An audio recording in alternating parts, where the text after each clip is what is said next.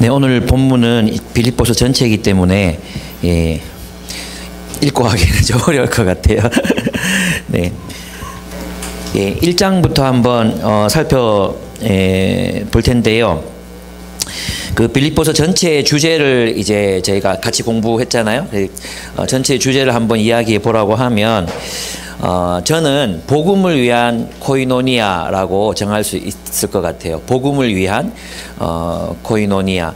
그러니까 바울과 빌립보 교회가 어떻게 복음을 위해 싸우고 또 복음의 공동체를 세우고 또 그 복음을 실현하기 위해서 살아갔는가, 그 분투에 대한 이야기가 바로 빌립보서가 아닌가 이런 생각이 들었어요. 그래서 여기서 뭐 복음을 위한 코이노니아, 복음을 위한 교제, 복음에 참여함, 뭐 여러 이야기들로 이렇게 쓸 수 있을 것 같습니다. 주 안에서 기뻐하라, 기쁨을 주제로 찾는 분들도 많이 있습니다. 그런데 제가 보기에는 그 기쁨은 바로 그 복음에 참여했을 때 나타나게 되는 그 결과가 아니겠는가, 그런 생각이 들었습니다. 그래서 1절부터 보면, 그러면 우리는 이 복음을 위해서 우리가 어떻게 교제하고 복음에 참여하고 복음의 코이노니아를 나눌 수 있을 것인가, 그 관점에서 이제 1장부터 4장까지를 한번 정리해 보도록 하겠습니다.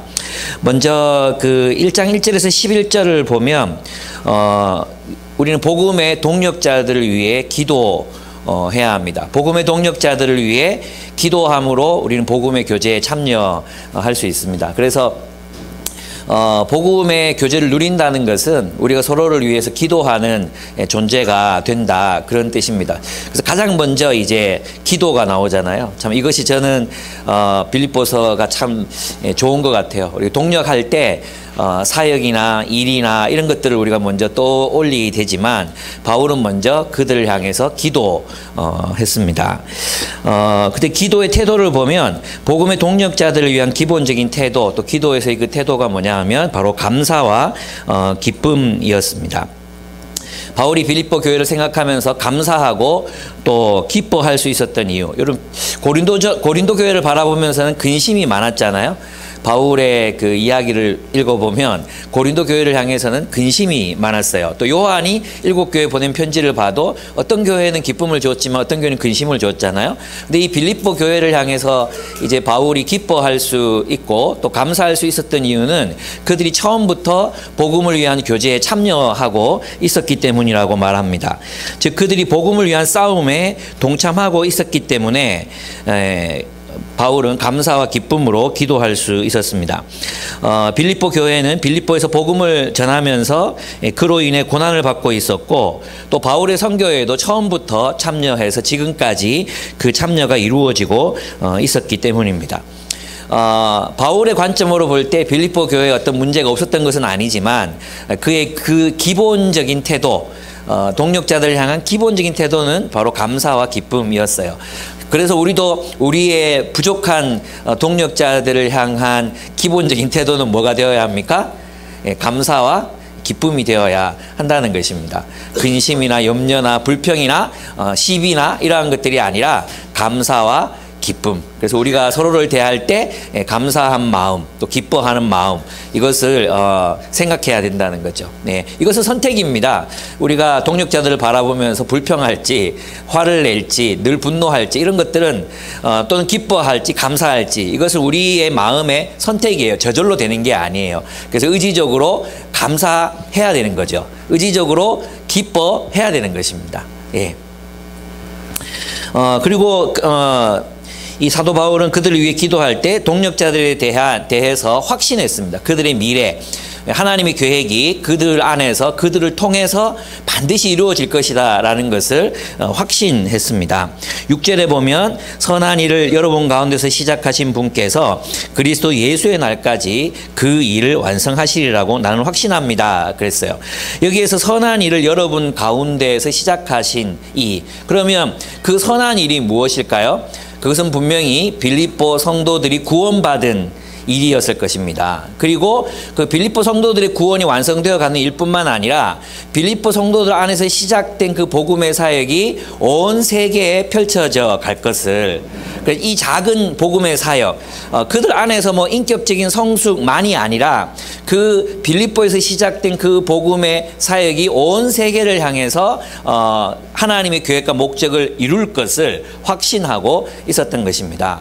그래서 우리는 이 본문을 통해서 배울 수 있는 게 뭐냐 하면 우리 자신, 또 우리 공동체 안에서 하나님의 구원이 완성되어 갈 것을 우리는 확신할 수 있어야 한다는 것입니다. 지금 비록 부족해 보이고 또 참 염려도 되고 또 잘 안 되는 것 같아 보이는 부분들도 있고, 하지만 하나님께서는 반드시 우리 안에서 그 구원을 이루어 가실 것입니다. 우리 인격적인 부분에서도 여전히 똑같은 죄에 넘어지고 또 쓰러지고 하기는 하지만 하나님이 우리 안에서 분명히 일을 시작하셨기 때문에 그 끝을 볼 것입니다. 아멘.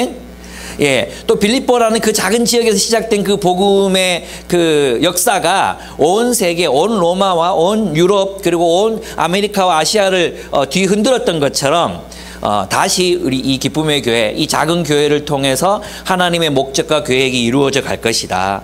지금 비록 우리 한국 교회가 문제가 많지만 하나님이 이 일을 시작하셨기 때문에 하나님께서 반드시 그분의 역사와 계획을 우리를 통해, 이 연약하고 부족한 우리를 통해 이루어 가실 것이다. 아멘. 그 확신이 우리에게 있어야 한다는 것이죠. 그런 의미에서 보면 우리는 이제 그런 의미에서 우리 낙관주의자입니다. 우리는 복음 안에서 하나님을 신뢰하기 때문에 그리스도인은 낙관주의자가 될 수밖에 없습니다. 다 잘 될 거야. 하쿠나 마타타.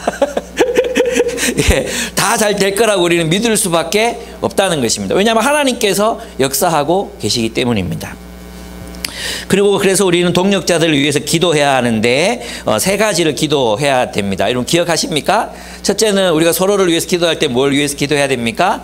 사랑이 풍성해지기를 위해서 기도해야 돼요. 근데 사랑은 무엇으로 풍성해집니까? 지식과 통찰력으로 풍성해집니다. 기억하시죠? 사랑은 그냥 감정이 아니에요. 은혜 받은 감정, 그리고 뭐 내 마음의 어떤 감동, 그것으로 하는 게 아니에요. 그것이 있을 때는 사랑하고 사라지면 못하게 되는 게 사랑이 아니에요. 진짜 사랑은 지식과 통찰력에 기반하고 있어요. 지식, 하나님의 그 생명의 말씀, 진리, 그 진리를 우리가 깨닫고 또 그 진리가 우리 자신을 온전히 지배하고 그리고 거기에서 나오는 윤리적 통찰력, 그 통찰력으로 하여금 우리 그 통찰력 때문에 서로를 사랑할 수 있게 되는 것이지, 우리 안에 있는 어떤 사랑하고 싶은 감정이 일어날 때만 사랑하게 된다면 그럼 언제 사랑하겠어요? 예, 사랑할 수 없어요. 그런 것, 그 감정으로 우리가 서로를 사랑하는 게 아니에요. 성경은 너희의 사랑을 지식과 통찰력으로 풍성하게 하라고 이야기하고 있습니다. 그래서 우리는 사랑을 하는데 잘못 선택한 거죠. 나는 너를 사랑하는 감정이 생기지 않아. 그래서 사랑할 수 없어.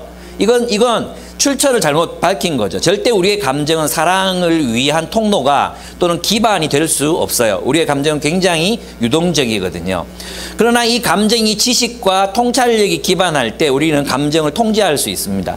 내게 사람들이 사랑스러운 감정이 일어나지 않더라도 나는 나의 지식과 통찰력으로 그를 사랑할 수 있습니다. 그를 도울 수 있고, 그를 섬길 수 있고, 그의 필요를 채울 수 있고, 또 어떠한 방법으로 건강하게 채워지는지를 알 수 있습니다. 사랑의 비결은 우리의 감정의 풍성함에 있는 것이 아니라 바로 지식과 통찰력에 있습니다. 생명의 말씀을 붙드는 지식, 그 지식으로부터 나오는 적용, 통찰력, 그것으로 우리는 서로를 사랑할 수 있다는 것입니다. 이것을 여러분이 저는 꼭 기억했으면 좋겠습니다. 네, 그리고 우리는 무엇을 위해 기도합니까? 풍성해진 그 사랑으로 열심히 살다 보면 무엇을 분별할 수 있어요? 최선의 삶이 무엇인지를 분별할 수 있게 됩니다. 여기서 분별한다는 건 도키마조라고 얘기했죠. 그것은 시험해보고 선택한 걸 말해요. 우리가 다른 사람들을, 타인을 사랑하기 위해서 막 애를 쓰다 보면은 무엇이 최선인지 알게 돼요. 그리고 그 최선을 다해서 사랑하는 법이 무엇인지를 알게 된다는 것입니다. 그래서 빌립보서 제일 마지막 4장에 가면 너희 무엇이든 옷이든지 정결하며 뭐 옷이든지 뭐 이런 것들 있잖아요. 그러한 것이 무엇인지를 사랑해 본 사람만이 분별할 수 있다는 것입니다. 이걸 다른 말로 하면 사랑 안에서 분별할 수 있다는 뜻입니다. 무엇이 사랑인지를 분별할 수 있게 된다는 것입니다. 그 사랑을 선택하면서 내가 살아가는 삶에서 내가 계속해서 사랑을 선택하게 될 때 어떻게 되겠습니까? 우리는 최선의 삶을 살게 된다는 뜻이죠. 예. 그렇습니다. 그리고 마지막으로는 그렇게 삶이 어떻게 되겠습니까? 예, 의의 열매를 맺을 수밖에 없죠. 그죠? 그 삶은, 사랑을 위한 삶은 나의 일상 모든 삶에서 십자가를 선택하는 삶이 될 수밖에 없고, 그 십자가를 선택하는 그 삶은 의의 열매, 정말 진정한 의미, 자기 의가 아닌 하나님으로부터 나오는 의의 열매를 맺을 수밖에 없습니다. 그러면 뭐가 되겠어요? 우리는 세상이 빛이 됩니다. 예, 우리는 세상의 빛이 될, 그때야 비로소 세상이 빛으로 드러나게 되는 것입니다. 그래서 제일 먼저 뭐부터 시작해야 돼? 지식과 통찰력, 그죠? 성경 연구, 그죠? 성경을 적용하는 것. 거기서 시작해서 우리의 사랑을 풍성하게 해야 돼. 사랑을 포기하지 말아야 돼. 끝까지 사랑하면서 살아가다 보면 어떻게 됩니까? 최선의 삶이 무엇인지를 알게 돼요. 그러면 우리의 삶에는 그 삶의 열매를 맺을 수밖에 없고, 그 삶의 열매를 보고 수많은 사람들이 하나님이 살아계시다 증언하게 될 것입니다. 그래서 의의 열매가 가득하여 하나님의 영광과 찬송이 되기를, 이건 선교적인 구절이잖아요. 우리가 의의 열매가 가득한 공동체가 되고 사람이 될 때 사람들이 우리를 보고 하나님 살아계시다 이렇게 돌아오게 된다는 것이죠. 예. 그래서 이 기반과 이 순서를 잊지 말으셨으면 좋겠어요. 지식과 통찰력으로 인한 사랑, 그리고 최선의 삶을 선택할 때 맺게 되는 의의 열매, 그리고 그때 우리는 하나님의 나라를 온 세계에 널리 전파하는 그런 교회가 될 것입니다. 예, 이것이 바로 이제 첫 번째 우리가 복음의 동력자들을 위해서 기도하라 하는 기도의 내용이었습니다. 낙관적인 관점을 가지고 우리는 기도해야 합니다. 그래서 이 기도가 없으면 뒤에 나오는 이야기들이 상당히 비관적으로 들릴 수도 있거든요. 그런데 이 바울은 기도했기 때문에 사람들에 대해서, 상황에 대해서, 공동체에 대해서 낙관적인 관점을 계속 유지해 갈 수 있었습니다. 이게 저도 똑같은 것 같아요. 기도가 없잖아요. 그럼 낭망할 수밖에 없어요. 예. 기도가 없잖아요. 그럼 나를 봐도 낭망스럽고 자를 봐도 낭망스럽고 그렇지 않습니까? 그런데 기도가 있기 때문에, 하나님이 계시기 때문에 우리는 낭망치 않을 수 있는 것입니다. 낙관적인 관점을 사역해 나갈 수 있는 것입니다. 두 번째는 이제 그 1장 12절부터 26절의 내용인데요. 복음을 위해 고난을 받으라는 내용입니다. 복음을 위해서 고난을 받으라. 이것을 이제 사도 바울은 자신의 삶을 모범으로 보이면서 그가 어떻게 고난받고 있는지 보여주고 있습니다. 바울의 이야기는 사실 이 얘기예요. 뭐냐 하면 복음을 위해 살다가 고난을 받을 수 있다는 것입니다. 복음을 위해 살다가 감옥 갈 수 있다는 거예요. 근데 그 당대의 사람은 어떻게 생각했어요? 바울의 복음 사역을 하나님이 원하지 않으시기 때문에 그를 감옥에 가둬서 복음이 전파되지 못하게 하셨다. 이제 참 복음을 가진 우리의 순서가 왔다. 이제 우리가 다 열심히 복음을 전해서 바울의 복음을 막자, 이런 동기가 있었단 말이에요. 그래서 바울이 감옥에 간 이 사건은 사실은 이제 하나님이 그렇게 하셨다. 하나님이 그 바울의 전파하는 그 복음을 막으셨다. 이렇게 보는 사람들에게 바울의 변증이라고 할 수 있습니다. 그건 뭐겠습니까? 복음을 위해 살 때 고난이 온다는 것입니다. 복음을 위해 살아도 감옥에 갈 수 있다는 것입니다. 복음을 위해 살 때 우리에게 늘 평안과 행복과 기쁨만 있는 게 아니라는 것입니다. 감옥에 갈 수도 있다는 것입니다.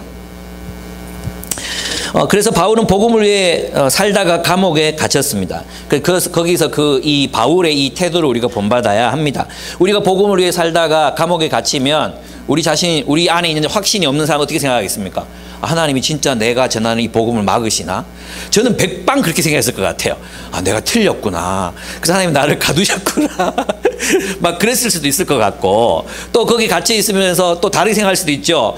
내가 주를 위해 살았는데 집안채는 못 해줄 망정 나를 감옥에 집어넣다니.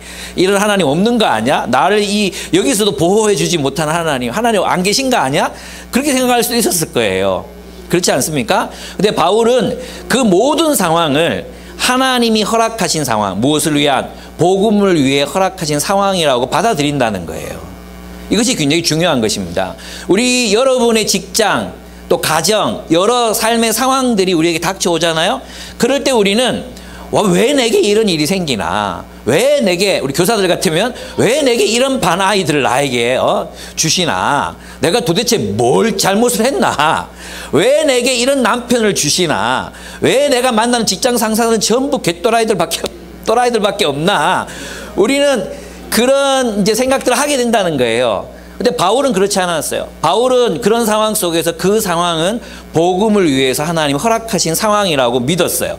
그리고 그 감옥에서 자신이 해야 될 일을 찾아요.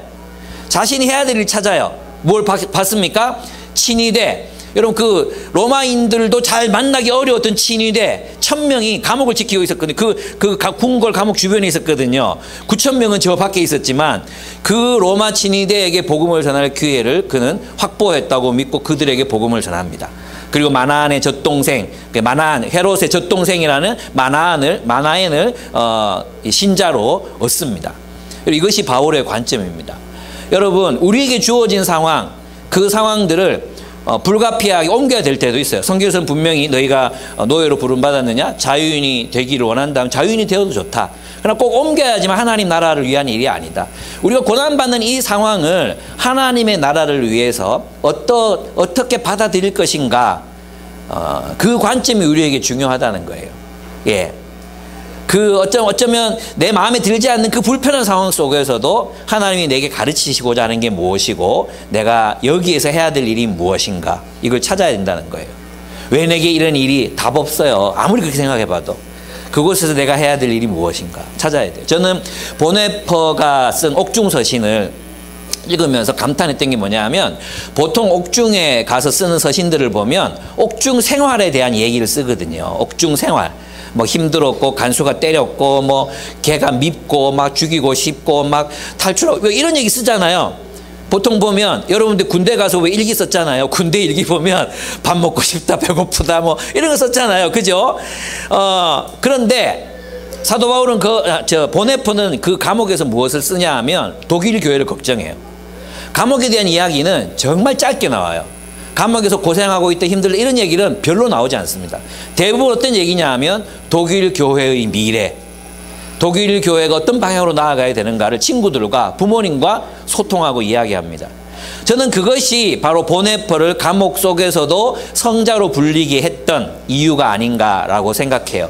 그래서 많은 사람들이 그 감옥에 있으면서도 보네퍼와 대화 한번 하기 위해서 사람들이 막 간수들에게 담배 막 사주고 막 이러면서 보네퍼를 가까이 하려고 그래요. 왜냐하면 보네퍼랑 함께 있는 그 시간 동안에는 감옥 생활을 잊어버릴 수 있거든요. 유익한 대화를 나누면서 감옥 생활을 잊어버릴 수 있었다고 말하는 거예요. 여러분, 저는 이것이 바로 우리 그리스도인의 삶의 태도여야 한다고 생각해요. 상황에 함몰당하지 맙시다. 우리의 상황이 아무리 어떻게 어렵고 힘들다 할지라도 그 상황에 함몰당하지 말고 내가 그리스도 안에서 부르신 그 부르심을 따라 내가 해야 될 일에 최선을 다하는 것입니다. 그게 바로 우리가 자유인으로 살아가는 비결입니다. 해방된 존재로 살아가는 비결입니다. 환경에 또 상황에 노예가 되지 말고 부르심, 소명, 그것이 무엇인지를 붙들고 살아가는 것입니다. 그렇습니다. 바울은 오해받고 있었고 부당한 평가를 당하고 있었습니다. 여기서 이제 중요한 구절 한 가지를 여러분과 함께 나눠야 됩니다. 그 19절에 보면은 그 1장 19절을 보시면 여기 보면 나는 여러분의 기도와 예수 그리스도의 영의 도우심으로 내가 풀려나리라는 것을 압니다. 이렇게 돼 있다 했죠. 이 세 번역을 보면 어떻게 돼 있다 했어요? 감옥에서 풀려나는 것처럼 보이고, 그리고 이제 개역개정을 보면 이것이 너희의 강구와 예수 그리스도의 성령의 도우심 나를 구원에 이르게 할 줄 아는 거로, 이래서 조금 다르다 그랬죠. 그죠? 근데 이 단어들, 풀려나리라, 구원에 이르게 한다, 이 단어들은 사실 소테리아라는 단어, 소테리아는 구원이라는 단어를 번역한 건데, 바울에게 있어서 구원은 감옥에서 풀려나는 것도 아니었고 또 그가 구원에 도달하는 것도 아니었어요. 그 둘 모두를 포함하는 거였는데 그것은 무엇이냐 하면 20절에 나와요. 20절에 보면 나의 간절한 기대와 소망을 따라 이 간절한 기대와 소망이 구원에 이르는 거거든요. 그게 뭐냐 하면 아무 일에든지 부끄러워하지 아니하고 지금도 전과 같이 온전히 담대하여 살든지 죽든지 내 몸에서 그리스도가 존귀하게 되게 하려 하나니, 이게 구원이었어요. 이게 바울이 생각하는 구원은 감옥에서 풀려나는 것이나 혹은 부활에 이르는 것이나, 물론 궁극적으로는 그거 뒷본문에 가면, 근데 여기서 풀려나게 되리라, 내가 구원을 얻게 되리라는 것은 이 상황 속에서도 내 몸에서 그리스도가 존귀케 되겠다. 근데 이 상황 속에서도 나는 그리스도를 존귀하게 하는 삶을 살게, 나를 통해 그리스도가 높아지는 삶을 살겠다. 이것을 그는 소테리아라고 불렀어요. 그를 향한 하나님의 목적이 이루어지는 거죠. 그를 향한 하나님의 계획과 목적이 이루어지는 그것, 바로 그것을 그는 구원이라고 설명했던 것입니다. 이것을 여러분 꼭 옆에다 적어놓고 나중에 또 읽을 때 여러분 헷갈리지 않도록 그렇게 읽으셨으면 좋겠습니다. 바울은 사람들의 평가, 여기서 뭐 아까도 얘기했지만 그런 부당한 평가, 바울은 뭐 복음에, 잘못된 복음의 사도라든지 이러한 부당한 평가에 귀 기울이지 않고 오직 그리스도가 존귀케 되는 길을 선택하고 또 그렇게 살았습니다. 바울의 미래도 불투명했습니다. 죽을지 석방될지 모르는 상황 속에 있었지만 그는 그의 삶이 성도들의 유익을 위하여 살아가기를 결단하고 있습니다. 바로 이것이 그리스도인들이 가져야 하는 삶에 대한 태도입니다. 우리가 살든지 죽든지, 가난하든지 부하든지 성도의 유익을 위하여 내가 살아갈 것이다. 제가 좀 무리한 얘기를 했잖아요. 우리의 인생은 무엇으로 평가받을 것인가? 그것은 우리가 속한 지역교회에서 어떠한 삶을 살았는가로 평가받을 것이라고 제가 이야기했습니다. 좀 굉장히 좁은 이야기처럼 들릴지 모릅니다. 그러나 저는 그렇지 않다고 생각합니다. 우리는 무형의 어떤 이데올로기, 무형의 어떤 신념을 위해서 살아가려고 하지만 하나님께서는 우리를 육화시킵니다. 육화. 예수님은 몸을 입으시고 유대 땅 베들레헴으로 오십니다. 하나님은 우리를 부르셔서 우리가 속한 공동체를 섬기게 하십니다. 그렇습니다. 우리의 삶이 성도의 유익을 위해서 존재한다는 것을 기억했으면 좋겠습니다. 네. 그래서 이제 이것은 참 우리를 겸손하게 만들어요. 예. 뭐 큰 어떤 명분 그런 걸 위해서가 아니라 하나님께서 내게 맡기신 이 사람들, 너희의 유익을 위하여 내가 살 것을 기대한다. 바울 같은 위대한 존재가 빌립보 작은 교회 그 성도들을 위해서 내가 너희 때문에 내 삶이 연장될 것을 믿는다. 여러분, 이게 얼마나 대단한 그 패러독스라고 생각이 드십니까? 저는 우리가 그걸 발견했으면 좋겠어요. 결국 우리의 삶의 위대함은 우리보다 연약한 자, 작은 자 하나를 위해서 내가 살고 죽는 거예요. 예. 뭐 내 몸을 불사르게 내어줄지라도 사랑이 없으면 아무것도 아니라 그랬거든요. 그렇습니다. 그 다음에 세 번째 우리가 이제 복음과 관련해서 알아야 될 것은 우리는 복음에 합당한 삶을 살아가야 합니다. 그 1장 27절에서 2장 18절까지 나오는데요. 그러면 복음에 합당한 삶이 무엇인가?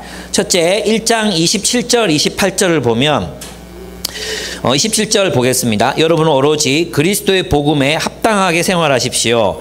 그리하여 내가 가서 여러분을 만나든지 떠나 있든지 여러분이 한 정신으로 굳게 서서 한 마음으로 복음의 신앙을 위하여 함께 싸우며, 이렇게 되어 있잖아요. 그럼 여기서 복음의 신앙을 위하여, 복음을 위하여 복음에 합당한 삶을 산다는 게 뭐냐? 첫째는 복음을 위한 싸움에 참여한다는 것입니다. 복음을 위한 싸움에 참여하는 것. 여러분, 복음에 합당하게 산다. 그것을 사도 바울은 빌립보 성도들에게 뭐라고 이야기한다고요? 복음을 위한 싸움을 싸우라는 것입니다. 복음을 위해 싸우는 싸움의 전선에 참여하고 있을 때 그것을 복음에 합당한 삶이라고 그는 이야기한다는 거예요. 여러분, 무엇이 복음에 합당한 삶이라는 생각이 드십니까? 그런 의미에서 보면 싸우지 않는 그리스도인, 복음을 위해 싸우지 않는 그리스도인은 복음에 합당한 삶을 살지 않고 있는 것입니다. 많은 사람들은 복음을 향유하려고만 합니다. 복음을 누리려고만 합니다. 당신의 모든 죄는 용서되었어요. 그건 당신 아무것도 할 필요가 없어요. 당신이 하는 일은 그냥 하나님이 베푸신 구원을 누리는 거예요. 그것은 복음적이지 않습니다. 우리가 복음을 듣고 복음을 깨달았다면 우리는 복음을 위한 싸움을 싸울 수밖에 없어요. 왜냐하면 복음이 무엇입니까? 복음은 예수가 그리스도라는 기쁜 소식이거든요. 복음은 하나님이 예수를 통해서 이 세상을 다스리기 시작하셨다는 기쁜 소식이거든요. 그래서 그 복음을 내가 받아들인다는 것은 그 예수 그리스도와 함께 전선에 서는 것을 의미한다는 것입니다. 우리 왜 시편에 나오는 그 찬양 우리 많이 불렀잖아요. 뭐 새벽 이슬 같은 주의 청년들이 주 앞에 나오는 도다. 뭐 이렇게 많이 얘기 들었잖아요. 근데 새벽 이슬 같은 주의 청년들이 흰 옷을 입고 주님께 하나님께 나아오는 이유가 무엇인지 아십니까? 흰 옷을 입고 나오는 이유가 뭔지 아십니까? 그의 전쟁에 참여하기 위해서 나아오는 거예요. 여러분 시편을 보시면 그에게 나와서 뭐 푸른 꼴을 뜯고 쉬고 이게 아니에요. 그 왕과 함께 싸우기 위해서 나오는 것입니다. 주 앞에 왜 나옵니까? 싸우려고요. 여러분 우리의 마음속에 모든 그리스도인은 전사다. 나는 전사다.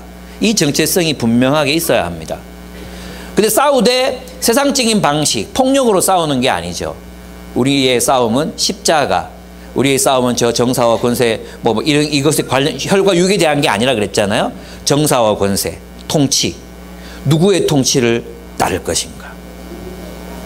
내가 빌립보를 살아가면서 황제의 통치를 거부하고 예수 그리스도의 통치에 굴복하는 삶을 살 것인가?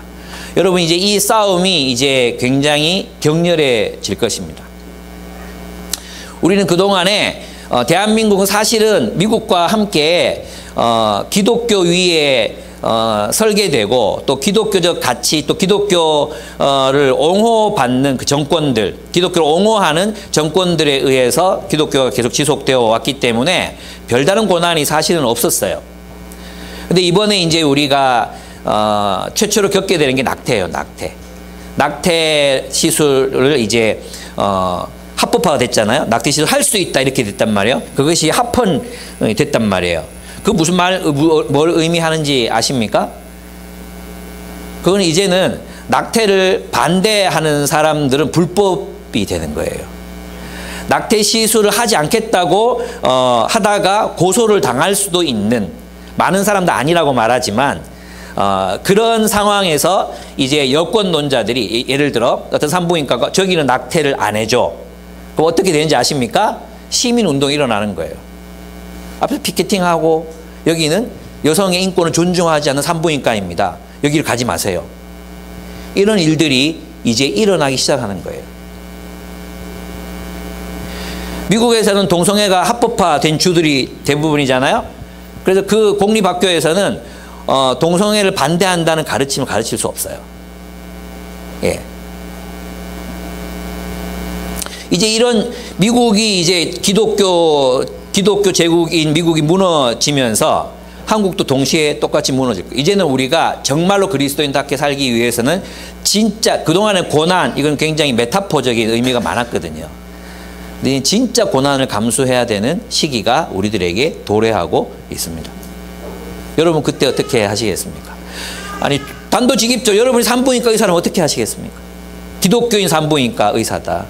우리는 수태된 때로부터 한 인격이 탄생한 것으로 믿잖아요. 그 기독교적 가치잖아요. 수태할 때로부터 한 인간이 탄생한 것으로 보는데 그게 태중에 있건 태 밖에 있건 사람인데 어떻게 하시겠습니까?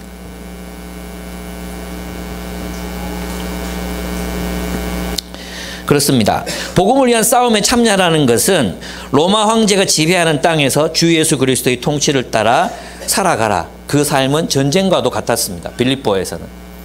모든 사람들이 시저가 황제라고 부를 때 그들은 예수가 황제라고 이야기하는 삶을 살았습니다. 싸웠습니다.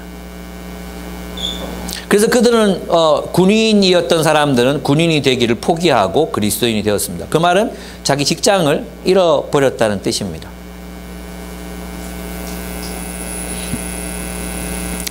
그래서 여러분 이제 다음 달에 5월 달에 읽을 책이 베네딕트 옵션이라는 책인데 이 책은 이제 미국의 기독교의 미래를 사실상 보여주고 있는 그런 책입니다. 한번 같이 꼭 읽고 한번 같이 얘기를 나눠볼 건데요. 거기서 이제 나오는 게 뭐냐 하면 우리가 이 땅, 소비주의와 자본주의와 이러한 사람들이 살아가는 이 땅에 이 지배하는 자본주의가 지배하는 이 땅에서 어떻게 그리스도의 통치를 따르며 살아갈 것인가. 그것을 우리는 우리의 문화, 우리의 삶의 양식, 우리의 문화를 통해서 어떻게 보여주면서 예수가 그리스도라는 사실을 고백하며 살 것인가. 시험 때, 우리의 신앙이 시험받는 시험 때에 곧 우리 앞에 다가올 것입니다. 이것이 복음을 위한 싸움입니다. 복음을 위한 싸움은 복음을 따라 사는 것을 말합니다. 복음을 따라 사는 것, 예수 그리스도의 명령을 따라 사는 것, 그것은 고난이라는 거죠. 두 번째로 복음에 합당한 삶은 그리스도의 마음을 가진 교회가 되는 것입니다. 2장 1절에서 11절에 보면 이런 얘기 나온다 그랬죠. 2장 1절에 보면 그러므로 그리스도 안에서 여러분에게 무슨 격려나 사랑의 위로, 무슨 위로나 성령의 무슨 교제나 무슨 동정심과 자비가 있거든. 이게 뭐예요? 앞에 사랑의 위로, 또 격려, 성령의 교제, 동정심과 자비, 이것은 진정한 교회의 표지예요. 이것은 여러분이 진짜 그리스도인이라면 이런 뜻이에요. 그러니까 진짜 교회는 이렇게 어려운 사람들을 향한 자비와 동정심, 마음만이 아니라 실제적인 도움이 베풀어지는 교회가 진짜 교회예요. 예. 실제적인 도움이 베풀어지는. 그래서 우리가 실제적인 도움을 베풀면서 뭘로 할 수 있다는 거예요. 여기 본문에 보면 경쟁심이나 허용으로 하지 말고, 3장에 보면 무슨 일을 하든지 경쟁심이나 허용으로 하지 말고 그랬잖아요. 그러니까 앞에 있는 무슨 격려, 사랑의 위로, 성령의 교제, 동정심과 자비라는 행위를 무엇으로 할 수 있다는 거예요? 경쟁심과 허용심으로 할 수 있다는 거예요. 경쟁심과 허용심으로 나 이만큼 했어, 난 더 했어, 나는 그게 이제 뭐였어요? 바나바가 자기 밭을 팔아가지고 사도들 앞에 내놨을 때 아나니아와 삽비라가 그들도 팔잖아요. 그들도 팔아서 내놓자. 그게 경쟁심과 허영이라니까요. 여러분, 구제나 헌신이나 사역이나 또 어떤 선교나 이런 모든 것들을 어떤 동기로 경쟁심과 허영심으로 할 수 있다는 것입니다. 그런 일이 있을 때, 그런 그리스도인다운 삶을 살아가려고 할 때 경쟁심과 허용으로 하지 말고 뭐라는 거예요? 같은 생각, 같은 사랑, 뜻을 합하여 한 마음이 되어서 하라는 거예요. 그러면 이 같은 뜻, 같은 마음, 같은 생각은 누구의 생각, 누구의 마음입니까? 그 뒷부분에 나오는 것처럼 그것은 그리스도 예수의 마음입니다. 자기를 비워서 종의 형체를 가지시고 우리를 섬기신 종된 여호와의 종으로 사셨던 그분의 생각, 그분의 마음, 그분의 태도를 여러분의 것으로 가지라는 거예요. 뭐 대신에 경쟁심과 허영이 아닌 여호와의 종의 마음을 가지라는 것입니다. 그래서 교회는 바로 그리스도의 마음을 가지고 우리의 사역을 행해야 합니다. 여러분, 아직 우리 교회가 작기 때문에 리더가 되는 게 별 영광이 아니에요. 또 우리 교회에서 장로 되고 싶어하는 사람도 아무도 없어요. 그렇죠? 우리 교회에서 너 막 장로 되고 싶어하는 사람도 별로 없어요. 또 우리 교회에서 숲지기 되고 싶다. 숲지기 내가 저거 해야 되는데 쟤 안 내려오나, 이게 평생 지기가 왜 안 내려, 이렇게 생각하는 사람도 아무도 없어요. 교회가 좀 커지잖아요. 교회가 좀 커지고 더 이제 막 건물도 막 생겨나고 막 그러잖아요. 장로 되기를 얼마나 갈망하는지 모릅니다. 얼마나 그 대표기도 한번 해보는 거 얼마나 갈망하는지 모릅니다. 그게 뭐예요? 경쟁심과 허용으로 교회가 세워질 수 있다는 것입니다. 없는 게 아니에요. 그럴 때 우리가 가져야 되는 마음, 바로 여호와의 종의 마음이에요. 여기서 말하는 종은 그냥 하인놈, 종놈, 슬레이브, 그 종을 말하는 게 아니에요. 여기서는 이사야서 45장, 52장, 53장에 나오는 여호와의 종. 그건 어떤 사람입니까? 백성의 죄를 대신 짊어지고, 백성을 위해 채찍에 맞고, 백성을 위해 처형당하고, 백성을 위해 모욕을 당해도 백성들을 하나님의 나라로, 하나님의 백성으로 세우기에는 오직 그 한 마음, 교회를 교회되게 하고자 하는 그 한 마음, 교회를 하나님 나라 되게 하고자 하는 그 한 마음, 그 한 마음으로 자신을 온전히 헌신하는 사람의 마음을 종의 마음이라고 얘기하는 거예요. 안 그러면 여러분 종의 마음이 뭐예요? 종의 마음이. 예? 종놈들의 마음이 어떤 마음이에요? 일하기 싫어하는 마음, 밥 많이 먹고 싶어하는 마음. 이게 종놈들의 마음이 안 그렇습니까? 힘든 일 남에게 미루는 마음. 이게 종놈들 마음 아닙니까? 예? 맞습니까? 안 맞습니까? 그러니까 여기서 말하는 종이 그냥 주인 종 할 때 종이 아니라니까요. 그 종들은 별로 선한 마음을 안 가지고 있어. 어떻게 하면 일 적게 할까? 어떻게 하면 남들이 덜 먹을 때 밥 더 많이 먹을까? 뭐 이런 게 고민이지. 그 종들이 또 종들의 마음에 뭐가 있어? 상전에 대한 미움, 막 경쟁이 이런 게 종이잖아요. 그러니까 여기서 말하는 종이 그런 종이 아니라니까요. 종이 무슨 성인 군자입니까? 종들이 똑같아요. 죄인이죠. 그래서 여기 이 본문이 말하는 종은요, 그런 종이 아니라 여호와의 종을 말하는 거예요. 우리가 이사야서를 공부했기 때문에 이게 피부에 와닿지 않습니까? 예, 침뱉음을 당하고 수염을 뽑히고 또 막 잘못된 심판을 당하고 또 사람들의 모욕을 겪고 채찍질 당하고 막 그렇게 한다 할지라도 오로지 백성들을 사랑하는 그 마음으로 가득 차서 그 백성들의 삶을 일으키고 그 백성들을 하나님의 말씀으로 가르치고 학자의 혀로 가르치고 세우고, 그래서 그 결과, 그 열매, 하나님의 나라가 세워지기를 간절히 갈망하는 그 마음, 그게 종의 마음이에요. 그 마음으로 하나가 되라는 거예요. 그 마음으로. 그게 바로 복음에 합당한 삶이다. 그래서 그 다음에 보면은 이제 이 복음을 위한 동력자들의 모습이 나오는 거예요. 그래서 이제 그렇게 살아갈 때 2장 11절 18절에 보면 세상에 빛을 비추게 된다는 것입니다. 우리가 세상에 빛을 비추게 됩니다. 여기 보겠습니다. 15절 보겠습니다. 앞부분에서 그렇게 여러분이 그 여호와의 종의 마음으로 살면 2장 15절 보겠습니다. 15절. 그리하여 여러분은 흠이 없고 순결해져서 구부러지고 뒤틀린 세대 가운데서 하나님의 흠없는 자녀가 되어야 합니다. 그리하면 여러분은 이 세상에서 별과 같이 빛날 것입니다. 아멘. 예, 그리하면 어떻게 살면? 여호와의 종들처럼 살면. 예. 그러면 우리 어떻게 돼요? 세상이 영혼이 비치는 별이 된다는 거. 이것은 다니엘서 12장 3절이라고 그랬죠. 다니엘서 12장 3절. 많은 사람을 옳은 대로 돌아오게 하니 이는 하늘의 별과 같이 영원토록 비치리라. 그러면 하늘의 별과 같이 많은 사람 옳은 대로 돌아오게 별과 같은 삶을 살아가려면 어떻게 해야 돼? 종의 마음을 가지고 서로 시비와 원망이 없이 사랑하는 삶을 살아야 된다는 거예요. 그 종의 마음을 가지고 서로 시비와 원망 없이 오직 여호와의 종의 마음을 가진 사람만 시비와 원망 없이 그 일을 할 수 있습니다. 예, 어려워요. 네.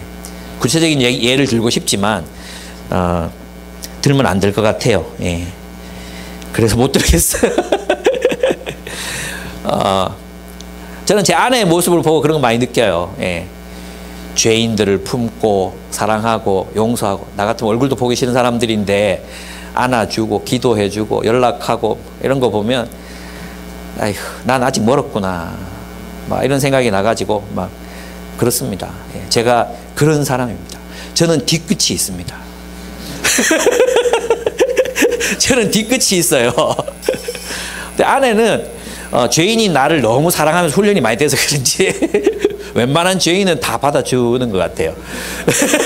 저는 웬만한 의인도 못 받아주거든요. 웬만한 의인이라서 저한테 이렇게 뭐 안 되거든요. 그런데 예, 우리 그런 여호와의 종의 마음, 그 종의 마음 우리가 배워가고 그것으로 하나가 되는 교회 세워갑시다.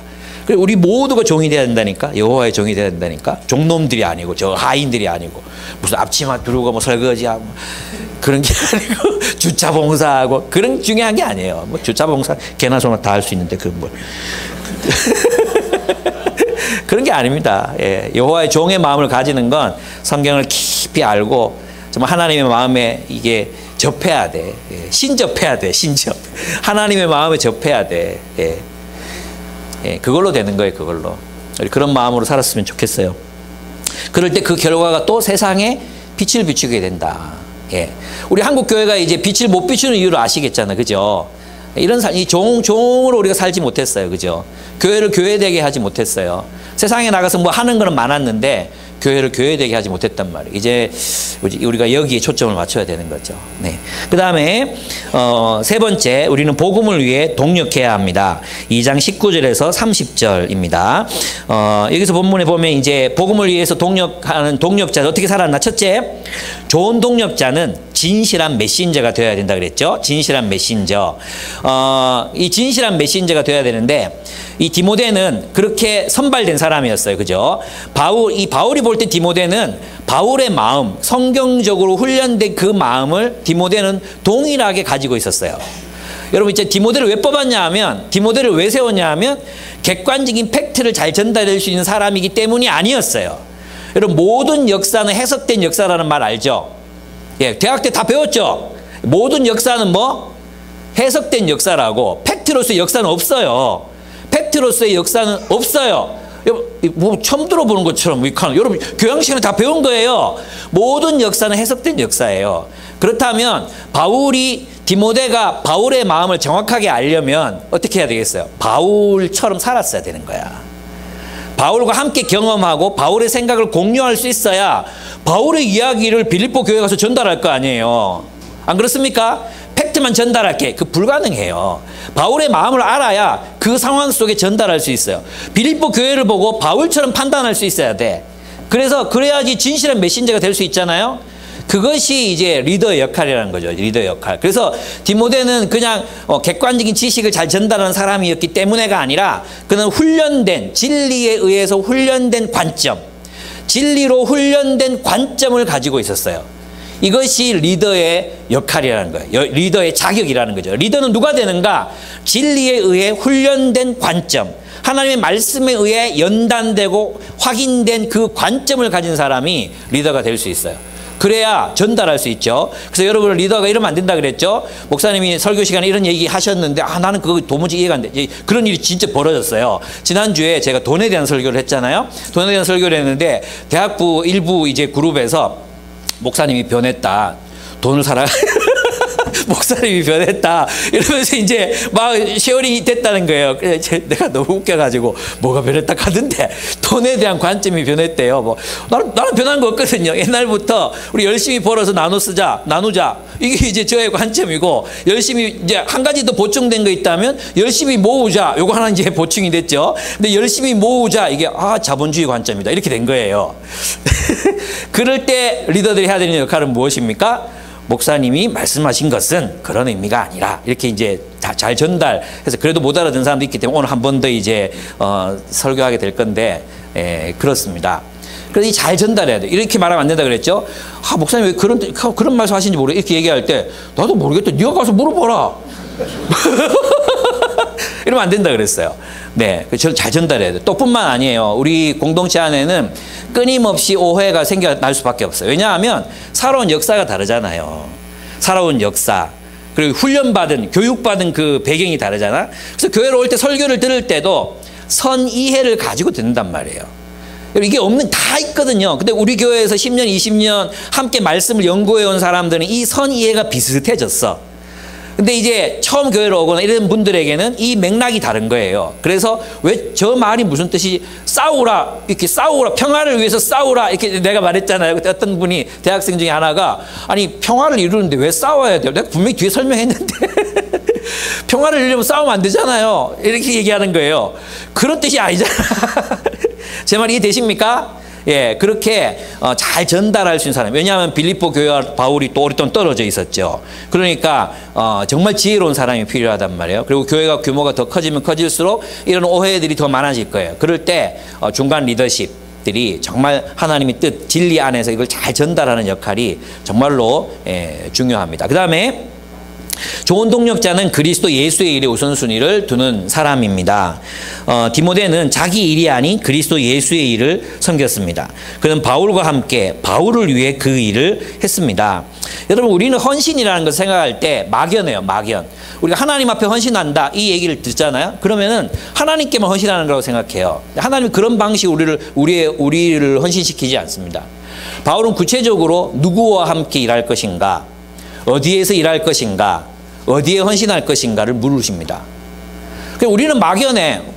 그래서 있잖아요. 그냥 헌신, 그리스도께 우리 뭐 침례식, 헌화식, 그리고 뭐합니까? 성찬식 할 때 맨날 묻잖아요. 우리가 그리스도께 우리 자신을 받자, 이거 묻잖아요. 근데 우리의 헌신이 굉장히 막연해. 실제 헌신은 뭐냐면 여러분이 속한 공동체를 섬기는 거예요. 그 공동체를 선택하고 그 공동체를 섬기고 그 공동체를 리더십과 함께 교회를 세워가는 거예요. 진공 상태가 아니에요. 우리 이걸 자꾸 까먹어요. 예. 디모데는 누구와 함께 일했습니까? 바울과 함께 일했습니다. 디모데는 복음을 위해서 사는 바울에게 헌신했습니다. 그리고 그 바울과 함께 바울이 명령하고 지시하는 곳이라면 어디든지 다 갔습니다. 여기 보면 드로아, 소아시아, 마케도니아, 네아폴리스, 빌립보, 데살로니가, 고린도, 에베소, 로마, 이 모든 교회들을 지금 얼마나 넓은 지역인지 아십니까? 이 넓은 지역들을 디모데는 바울이 가라 할 때 갔습니다. 그리고 바울이 시키는 일을 감당했습니다. 그래서 여러분이 함께 일할 리더들을 잘 선택하셔야 합니다. 네. 그리고 하나님이 보내셨다는 확신이 있을 때 교회 등록도 하고 이렇게 하는 겁니다. 그냥 교회 몇 번 와보고, 저는 있잖아요, 교회 선택할 때 보면 한 번 뛰고 와보고 예배 설교 들어보고 이렇게 그렇게 몇 교회 가보고 선택한다는 거 진짜 모험이라고 생각합니다. 예. 여러분이 함께 할 공동체를 잘 선택하시라는 얘기입니다. 이 얘기를 오해하지 마세요. 지금 김유원 목사님이 자기 말을 잘 들으라고 지금 설교하고 계신다. 그게 여러분의 선이해라니까요. 저는 그런 마음 없어요. 저는 그런 마음 없어요. 믿으셔도 돼요. 예. 좋은 공동체, 좋은 리더십을 선택하십시오. 그리고 그들과 함께 동력하십시오. 예. 여러분의 헌신은 지금 무엇을 위한 헌신이고 누구와 함께하는 헌신입니까? 영혼의 헌신 아닙니까? 영혼의 헌신? 여러분 마음과 영혼의 헌신되어 있는데 정말로 여러분 하나님의 나라를 위해서 누구와 함께 어디에서 헌신하고 계십니까? 예. 저는 여러분 그렇게 하고 있다고 생각합니다. 우리가 이 얘기를 자주 드렸는데 가난한 자 돌봐야 되고 약자를 돌봐야 되고 우리 마음으로는 다 동의해. 근데 실제로 지금 우리는 찾지 않고 있거든요. 아직도 많은 분들이 내 주변에 있는 가난한 자, 약한 자, 소외된 자, 가포눈늘들이 누군지 안 찾아봐.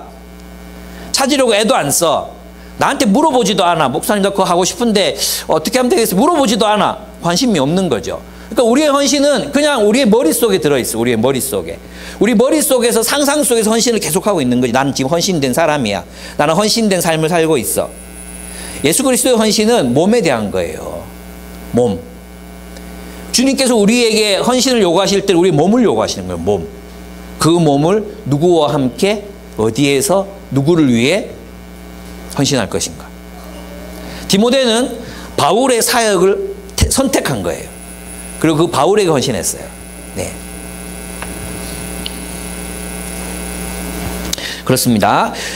그래서 좋은 동력자는 예수 그리스도의 일에 우선순위를 두는 사람입니다. 그가 그렇게 한 일은 만약에 바울이 성경적이지 않았고 그랬으면 헌신하지 않았을 거예요. 그죠? 그런 태도가 필요한 거죠.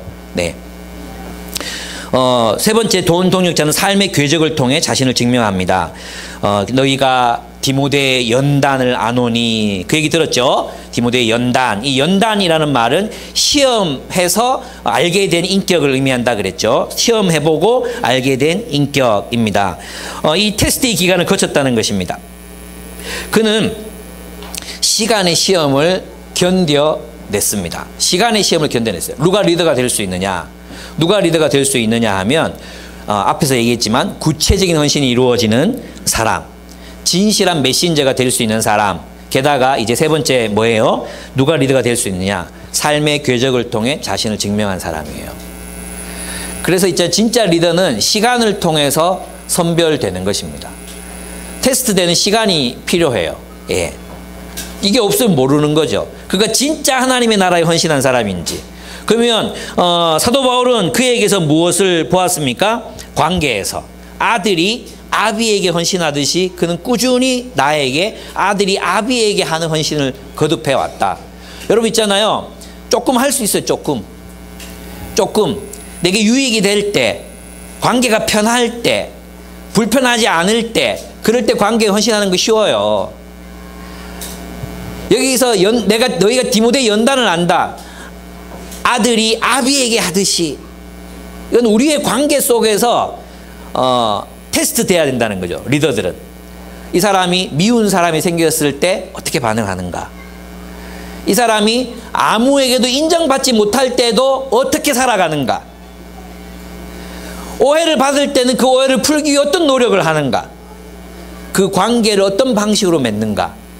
그것으로 우리는 리더가 될 사람인지 아닌지를 시간의 연단을 거쳐서 파악할 수 있다는 거예요. 두 번째는 무엇을 그는 견뎌냈냐 하면 복음에 대한 헌신을 견뎌냈습니다. 복음에 대한 헌신. 이것이 있잖아요. 우리 본문에 이 다른 성경에 보면 뭐라고 되어 있어요. 대만은 세상을 사랑하여 떠났고 막 이런 말들이 있잖아요. 지금 나와 함께하고 있는 이는 누가뿐이다. 이런 얘기들을 우리가 들었잖아요. 그게 뭐냐 하면 복음에 대한 헌신도 순간적일 수 있어요. 여러분 아실 거예요. 그죠? 캠퍼스 때 그렇게 헌신돼 보이던 사람들. 그죠? 아, 예수 그리스도를 위해서라면 막 목숨을 걸 수도 있을 것 같았던 그 오빠들. 여러분 기억하시죠? 그 오빠들, 또 누나들, 언니들 있었죠? 근데 지금도 그렇게 사나요? 지금도 그렇게 살 때 우리는 그를 리더라고 부를 수 있는 거예요. 예. 그때 잠깐 젊은 시절 그 허영심과 경쟁심으로 충분히 그렇게 살 수 있어요. 저는 알아요. 영남대 캠퍼스 꽤 컸고, 영남대 아이 컸잖아요. 300~400명만 모였으니까 여기서 대표가 되고 여기서 리더가 되는 건 어마어마한 명예였거든요. 어마어마한 명예. 근데 졸업하고 몇 년 지나지 않아서 신앙 버린 놈들, 지금 교회 안 나가고 있는 놈들, 뭐 마세비랬어요. 예.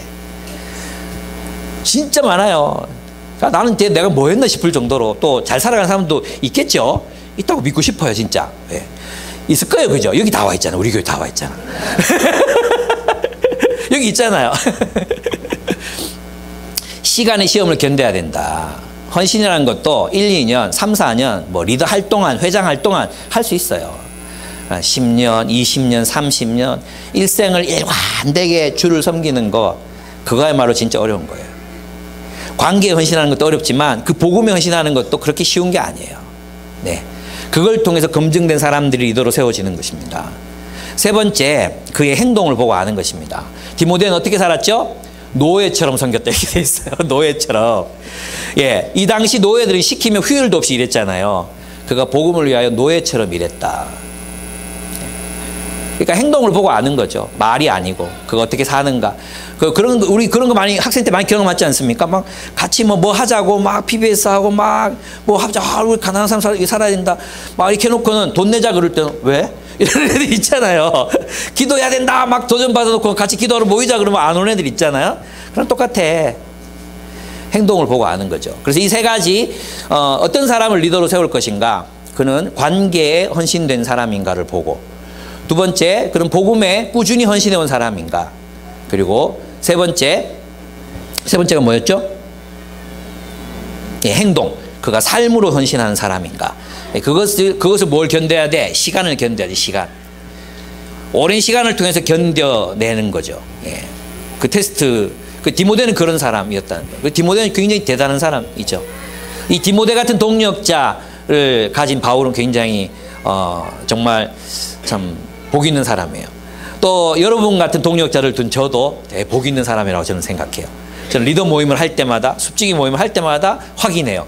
와, 난 정말 복 받은 사람이다. 세상에 나같이 복 받는 사람이 있을까? 이 감동이 막 밀려올 때가 한두 번이 아닙니다. 함께 해주셔서 너무 감사합니다. 또 새로 오시는 분들도 얼마나 참 그렇잖아요. 보통 이제 막 이 교회를 옮기는 분들 보면 대부분 어떤 분이냐 하면 그 교회에서 너무 시달렸어. 너무 일을 많이 했어. 좀 쉬고 싶다. 그래가지고 교회를 옮기는 분들이 많거든요. 근데 우리 옮겨오신 분들이 이렇게 교회를 이렇게 찾으신 분들을 보면 어떻게 하나님의 나라를 위해서 제대로 살고 싶어서 오신 분들이 대부분이에요. 예. 그 얼마나 저를 감동시키는지 몰라요. 예. 아니 제대로 살고 싶고 PBS 하고 싶어가지고 우리 교회로 왔대. 미쳤지 않습니까? 주를 위해 살고 싶어서 오시는 분들이에요. 그래, 난 너무 감사해요. 그런 분들이 우리 교회에 많이 모여야 돼요. 모여서 나중에는 흩어야 되겠죠. 막 이렇게 모여서 같이 힘을 합해가지고 나중에 흩어서 또 대구 지역의 다음 세대, 한국 땅의 다음 세대를 위한 교회들을 또 세워가야 됩니다. 그렇습니다. 그 다음에 세 번째죠. 그래서 네 번째는 좋은 동력자는 좋은 팔로워다 그랬어요. 여러분 있잖아요. 이 에바브로디도나 이런 사람들을 보면 그들은 굉장히 좋은 팔로워들이었습니다.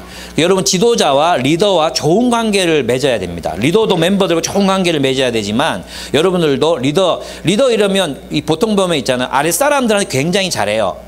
자기 아랫사람, 나이 어린 사람, 조원들 이거 잘해요.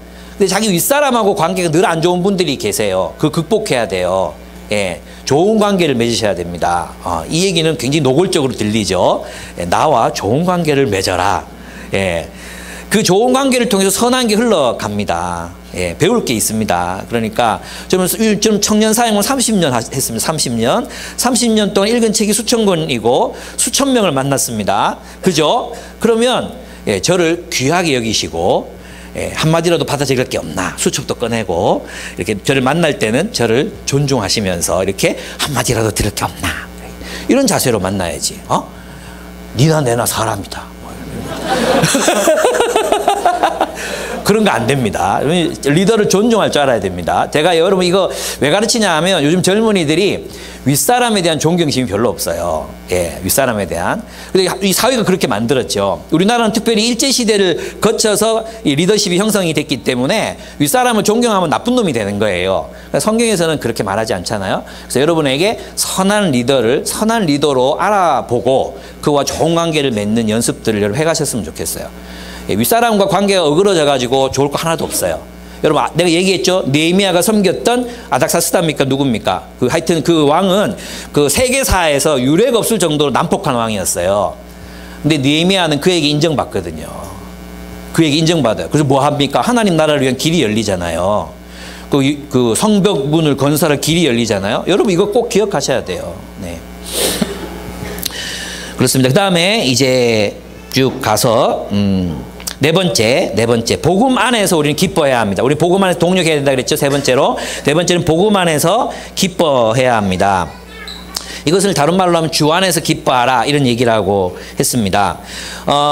이 빌립보 교인들은 그 유혹을 받고 있었어요. 뭐냐 하면 예수 안에서 기뻐하지 않고 유대주의로 돌아가서 과거의 삶으로 돌아가서 과거의 삶 안에서 과거의 삶을 기뻐하려고 하는, 그래서 과거의 삶 속에서 자기 의와 또 자랑과 세상적인 명예와 이런 것들로 자신을 드러내고 기뻐하려는 유혹을 받고 있었다 그랬죠. 그래서 주 안에서 기뻐하라는 말을 제대로 이해하려면 세상 안에서 기뻐하지 마라 이 얘기에 반대되는 말이라고 생각하시면 돼요. 무슨 뜻인지 아시겠죠? 주 안에서 기뻐하는 건 주님 생각하고 맨날 해롱해롱 기뻐요. 주님 생각하니까 너무 기뻐요. 이렇게 살아가는 뜻이 아니에요. 그렇게 살면서도 그렇게 살면서 불의를 저지르는 사람들이 얼마나 많은지 모릅니다. 그렇게 살면서 다른 사람들 힘들게 하는 사람들이 얼마나 많은지 모릅니다. 이 주 안에서 기뻐하라는 것은 주님이 통치하시는 세계를 기뻐하라. 주의 다스리심을 기뻐하라. 이런 의미예요. 아시겠죠? 그래서 유대주의로 돌아가지 말라 이 얘기를 하고 있는 거예요. 유대주의로 돌아가서 그 유대주의 안에서 기뻐하려고 하지 말고 그리스도 안에서 기뻐하라 이것입니다. 그러면 기쁨은 뭐냐? 첫째, 기쁨은 기뻐한다는 것은 선택이에요. 선택. 우리가 어떤 대상을 기뻐할 것인가 정해야 돼요. 그죠? 우리는 음악을 기뻐할 수도 있고 누구를 기뻐할 수도 있고 또 뭐 세상 안에서 먹는 걸 기뻐할 수도 있고 예쁜 걸 기뻐할 수도 있고 짐승들 고양이를 기뻐할 수도 있고 그건 우리의 선택이에요. 우리의 선택. 주 안에서 기뻐하라. 우리는 세상 안에서 기뻐할 수도 있고 주님 안에서 기뻐할 수도 있어요. 주 안에서 기뻐하라. 선택이라는 거죠. 우리는 무엇을 우리의 기쁨으로 삼을 것인가 선택하셔야 돼요. 여러분이 마음의 본성이 그냥 흘러가는 대로 가면 안 돼요. 요즘 이제 우리 간사님들하고 아침 새벽에 6시 반부터 8시까지 배드민턴을 월수금 이제 3일 동안 치거든요. 쳤는데 그냥 있잖아요. 가르치지 않고 그냥 본능적으로 이 라켓을 쥐잖아요. 라켓을 쥐고 치면 공이 쉽게 넘어가. 근데 파워풀하게 안 넘어가요. 그래서 이걸 바꿔야 되거든요. 그러면서 우리끼리 나눴던 얘기가 뭐냐 하면 세상에 자연스럽게 배우는 건 아무것도 없다는 거예요. 여러분 뭔가를 배울 때는 자연스럽게 배우는 게 없어요. 다 힘들어요. 걸음마. 여러분 걸음마 여러분 다 까먹어서 그렇지 걸음마 할 때 여러분 맨날 넘어졌어요. 넘어지고 모서리에 처박히고 수천 번 넘어지고 여러분 일어선 거거든요. 그죠? 뭔가를 배울 때는 우리의 본성을 거슬러야 돼요. 여러분 부부가 서로 사랑하는데 저절로 됩니까? 그니야 저절로 되드나? 저절로 되드나? 아직 신혼이니까 되나 보네. 신혼은 돼요. 신혼 300일까지는 돼. 또 누구한테 물어볼까요? 이게 부부가 서로 사랑하는 게 저절로 됩니까? 안 돼요. 어마어마하게 우리의 본성을 거슬러 올라가는 노력을 해야 사랑이 되는 거예요. 아멘. 현태가 이제 인생을 아는구나. 그렇죠. 그게 배우는 거거든요. 기뻐하라. 우리의 본성은 악을 기뻐해요. 우리의 본성은 쾌락을 즐거워합니다. 우리의 본성은 소비를 기뻐합니다. 정말 뭐 죽고 못 살죠. 이 본성대로 사는 게 아니에요. 기뻐한다는 것은 하나님 안에서 내가 기쁨의 대상을 선택한다는 데 있는 것입니다. 나는 연약한 자를 돕는 일, 연약한 자를 돕기 위해 돈을 모으는 일을 기뻐하리라. 나는 돈을 모으기 위해 큰 차를 타지 않고, 아니 비싼 차를, 저는 있잖아요, 자꾸 외제차 뭐 이런 데, 내가 말하는 핵심은 비싼 차예요. 비싼 차, 분에 넘치는 비싼 차, 분에 넘치는 비싼 차를 나중에 막 제네시스 이런 거 끌고 가고, 이 국산인데 이런 소리 하지 마. 그런 소리 절대 하지 마. 요새는 뭐 미니 이런 것도 그보다 더 싼 것도 많은데, 그죠? BMW 이런 것도 더 싼 것도 많은데 그렇게 하지 마요. 예, 제가 말하는 건 분에 넘치는 비싼 차예요. 분에 넘치는 비싼 차. 나는 가난한 사람을 섬기기 위해서 꼬물차 타고 다니면서 그 돈으로 남을 섬기리라. 나는 이게 기쁘다. 그걸 기쁨의 대상으로 삼는 거라는 거니까요.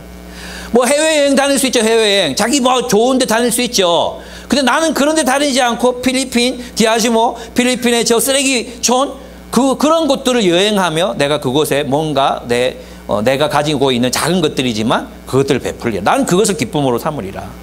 다른 사람들은 해변에서 조개 줍고 막 다니고 뭐 샌들 들고 막 진짜 한국 사람들 보면 딱 편안한 게 뭐예요? 풀 메이크업. 해변을 거니는데 풀 메이크업, 풀 복장, 바람에 날리면 뭐 무슨 다 모델이야, 다 모델. 예. 남자나 여자나 다 똑같아요. 외국인들은 막 이 배낭 같은 거 보면 있잖아요. 막 다 트어지고 막 꼬장을 쫙 옷도 얼마나 오래 입었는지 막 그런 거 입고 다니면서 여행하는데, 우리 풀 메이크업에 막 나 이렇게 다니거든요. 그게 뭐 나쁘지 그래. 그러면 안 되지. 우리 가난한 나라에 가가지고 우리 그런 걸 기쁨으로 삼을 수도 있지만, 나는 거기에 한 번 가면 나는 2번 이상 가난한 나라에 가서 그들을 섬기며 살리라. 그걸 기쁨으로 삼겠다. 예, 기쁨은 선택이라니까요. 여러분의 본성이 기뻐하는 건 악이에요. 악. 우리의 본성은 악을 기뻐할 수밖에 없는 존재예요. 우린 타락했으니까. 훈련해야 돼. 우리 마음을 훈련해야 돼. 우리 욕망을 훈련해야 돼. 우리의 기쁨을, 우리의 즐거움을 훈련해야 돼요. 길들여야 돼. 우리의 욕망을 길들여서 선한 것을 기뻐하리라. 두 번째, 그 기쁨은 명령입니다. 기뻐하라. 내가 다시 말하노니 기뻐하라. 이게 뭐예요? 명령이죠. 여러분, 빌립보서는 기쁨의 비결을 말하고 있지 않습니다. 이렇게 하면 기뻐질 것이다. 이렇게 하면 너희가 기쁘게 살 것이다. 그런 구절 찾아보세요. 있는가? 없어요. 기쁨은 순종의 결과예요. 기쁨은 순종입니다. 기뻐하라 했잖아요. 기뻐해야 돼요. 뭘? 주 안에서의 삶을 기뻐해야 돼요. 그리고 기쁨은 순종의 결과입니다. 이건 순종의 결과예요. 세상의 대부분의 기쁜 일들은 내가 선한 일을 행하고 난 뒤의 결과이지, 기뻐져서 일하게 되는 경우는 없다 그랬어요. 여러분, 큐티도 그렇잖아요. 마음이 기뻐서 큐티하게 되는 경우 없다 그랬죠. 큐티하고 나면 기쁘죠. PBS 하고 나면 기쁘죠. PBS 하기 전에는 괴로워요. PBS 하기 전에 정말 괴로워. 이걸 또 해야 된다. 내일 또 모임이. 그러면 하고 나면 어떻습니까? 기쁘죠. 예. 그거예요. 기쁨은 순종의 결과예요. 순종의 열매예요. 기뻐지면 뭘 하겠다 이런 생각하지 마세요. 그게 우리 한국 기독교가 가지고 있는 굉장히 안 좋은 생각 중에 하나예요.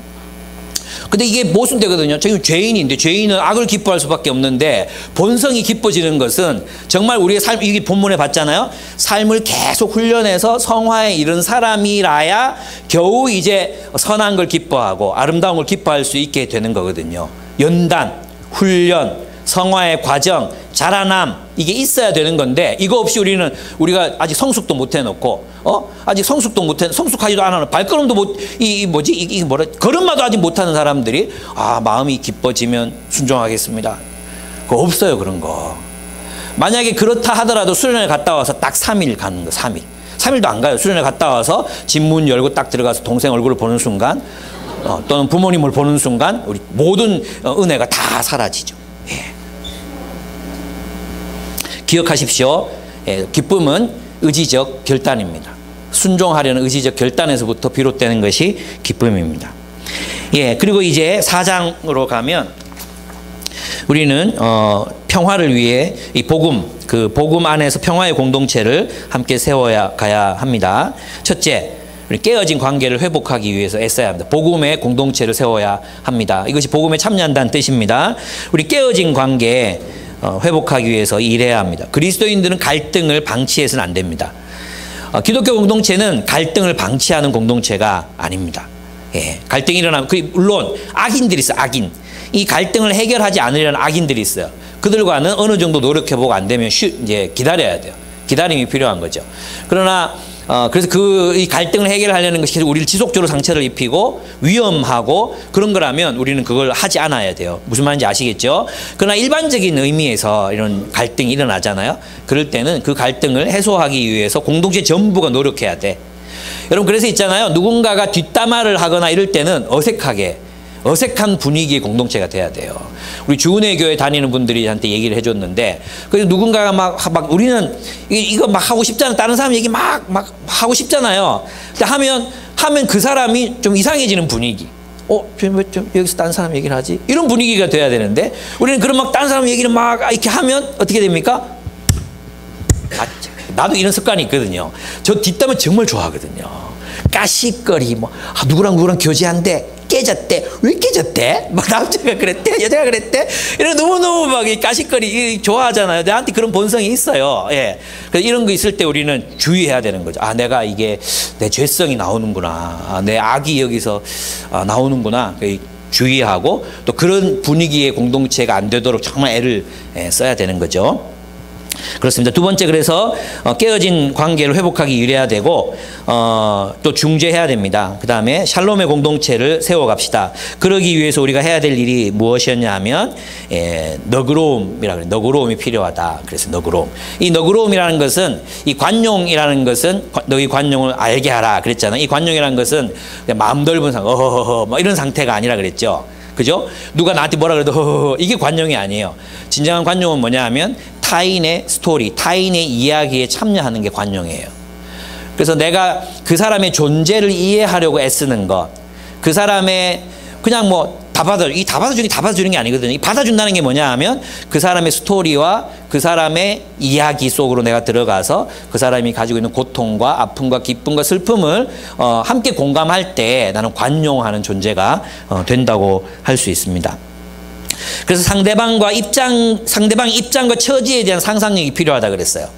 이것이 있을 때 우리는 관용할 수 있습니다. 그래서 그리스도인은 쪼잔함이 아니라 너그러움으로 알려진 사람들이 되어야 합니다. 그리고 염려하지 말고 기도함으로 일하라 그랬죠. 그러면 주님의 샬롬이 우리를 지키십니다. 샬롬이 우리의 마음과 생각을 지키면 우리는 올바른 판단을 할 수 있습니다. 올바른 판단을 할 때 우리는 샬롬을 지켜갈 수 있습니다. 샬롬을 창조해낼 수도 있습니다. 그래서 우리는 힘들고 어려울 때 염려하기보다 기도하십시오. 그리고 하나님이 주신 정신, 그 정신으로 샬롬을 지켜가는 것입니다. 그리고 샬롬을 이루기 위해서 우리는 좋은 삶을 살아야 됩니다. 진리, 고귀함, 의, 순수함, 사랑스러움, 좋은 평판, 덕, 찬양, 이 모든 것들을 우리는 가지려고 애를 써야 됩니다. 덕의 공동체, 덕의 사람이 되기 위해서 애를 써야 돼요. 좋은 것들. 그래서 있잖아요. 누구죠? 인도의 길을 걷는 성자라는 책을 쓴 선교사님이 계시거든요. 이름을 정말 유명한 분인데 제가 잊었어요.